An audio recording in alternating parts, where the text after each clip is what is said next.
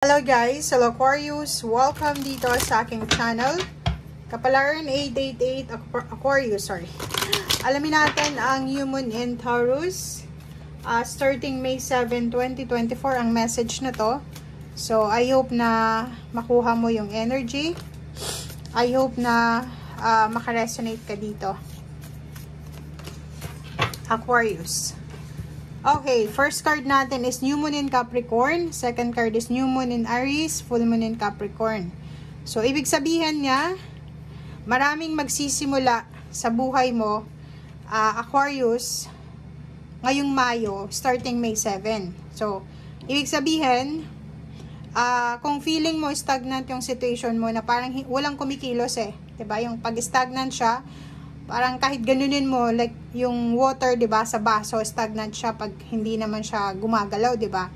So, parang ganun. New Moon in Capricorn, step up in lead. So, ibig sabihin, Aquarius, if may kailangan mong bigyan ng pansin, kailangan mong bigyan ng priority, gawin mo na siya. Okay?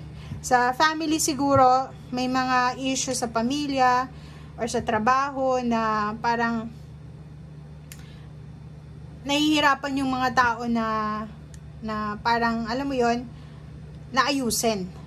If ever man, alam mo kung ano yung paraan para maayos yung mga issues mo sa buhay, ikaw na yung mauna. Ikaw na yung mauna or ikaw na yung mag-first move na ayusin ito and go for it. Diba? Go for it.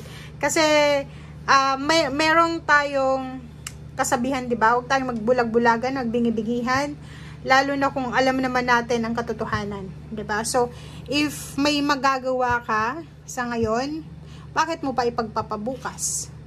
Di ba? And third card natin is Full Moon in Capricorn, take a reality check. So, reality check, double check, i-check mo yung sarili mo, Aquarius. Siguro may mga kailangan kang alisin sa buhay mo, may mga kailangan kang i-delete, i-revise sa mga plano mo, and i-check mo din yung self mo, i-check mo din yung sarili mo sa kung paano ka nakikitungo sa mga tao sa paligid mo. Yung mga tao sa paligid mo, ano ba sila? Stagnant ba? Masyado bang selfish yung mga tao? Sinasabi ng Brasser dito, kailangan mong i-check yung sarili mo, i-check natin yung environment, maging aware tayo sa mga nangyayari sa paligid natin. Okay? I-double check natin yan. Kasi parang mayroong mga nangyayari sa buhay nyo na mahirap yung paniwalaan. 'Di ba? Yung ibang Aquarius, medyo in denial sila. So, be true to yourself. Doon tayo sa realistic na pamumuhay. Okay? Para mas magaan. Okay, next card natin or next deck is Emotions are running high. Supermoon, communication is key. Okay. May mga issues dito, Aquarius, na pwedeng isettle through communication. Minsan, 'di ba, masyado kang sensitive. So, ang May 7 onwards na to, dito ka dapat maging aware, 'di ba? Dito ka maging aware kasi posibleng sobra-sobra kang magiging sensitive. Mabilis ka ditong magalit Mabilis kang magalit, mabilis kang mainis, mabilis kang mapikon.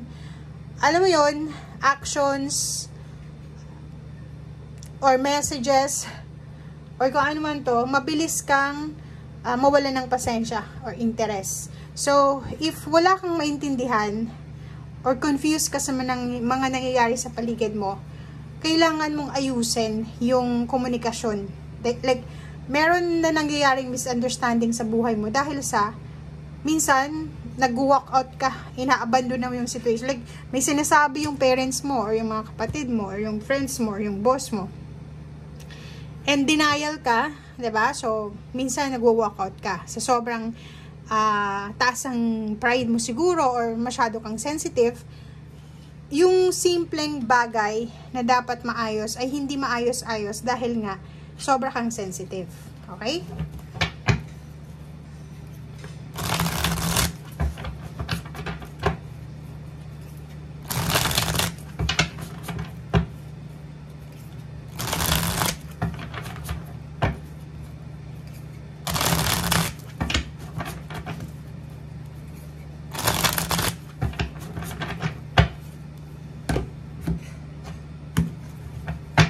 Okay, Aquarius. First card natin dito sa third deck is, yun na nga, diba?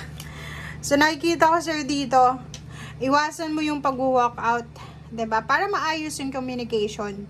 Kasi mayroong mga misunderstanding or may mga simpleng pag-uusap na pwedeng or simpleng problema or simpleng misunderstanding ang pwedeng maayos kung maayos yung komunikasyon. So, if ever man may mga kaguluhan starting May 7, lalo na sa iyo dahil medyo sensitive ka eh. Sobrang sensitive ng emotion mo. So, wag mong iwasan, 'di ba? Harapin mo kung ano yung kinakatakutan mo, harapin mo kung ano yung sinasabi ng mga tao sa paligid mo. Communication is the key.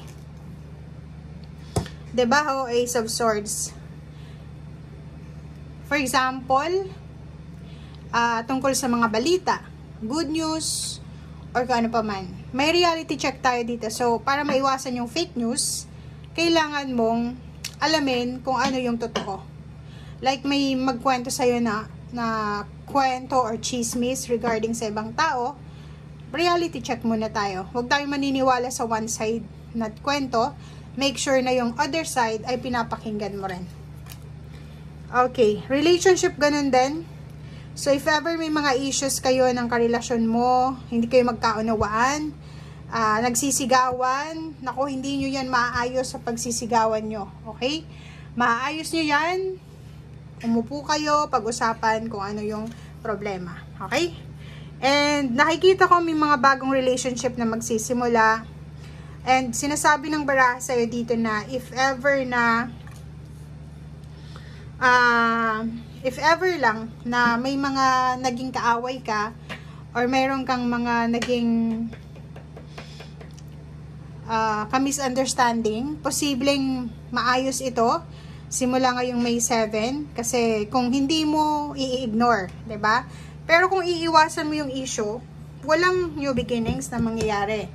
Lalo na sa relationship yung relationship pwedeng maghiwalay dahil sa miscommunication. Sa pamilya, ganun din. Pwedeng mag-away-away yung pamilya or kung nag-aaway-away na wala nang peace of mind kasi sarado na yung isip ng bawat isa. So, dito sinasabi na kailangan natin na harapin, pag-usapan kung ano ang dapat pag-usapan. Okay? Thank you guys and see you again. Bye!